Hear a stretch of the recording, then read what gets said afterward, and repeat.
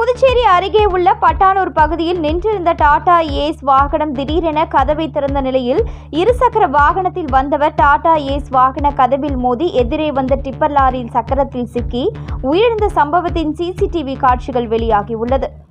புதுச்சேரியில் காரைக்கால் மாவட்டம் கோட்டுச்சேரி வெள்ளை பிள்ளையார் கோவில் தெருவை சேர்ந்தவர் விபாலி ஜோ. இவர் புதுச்சேரியை அடுத்த பட்டானூர் பகுதியில் உள்ள தனியார் நிறுவனத்தில் பணியாற்றி வருகிறார். இவர் கடந்த 15ஆம் தேதி காலை 10 மணி அளவில் பட்டானூர் பகுதியில் உள்ள சர்வீஸ் ரோட்டில் புதுச்சேரி பகுதியில் இருந்து திருச்சிற்றம்பலம் பகுதி நோக்கி தனது இருசக்கர வாகனத்தில் வேலைக்கு சென்று கொண்டிருந்தார். அப்பொழுது சாலையோரம் நின்றிருந்த டாடா ஏஸ் வாகனத்தின் கதவை டாடா ஏஸ் வாகன ஓட்டுநர் திறந்தார்.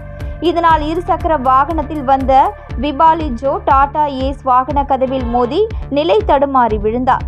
அப்பொழுது அதே சாலையில் எதிரே வந்த டிப்பர் லாரி விபாலி ஜோ மீது ஏறியது. இதில் அவர் சம்பவ இடத்திலேயே உயிரிழந்தார்.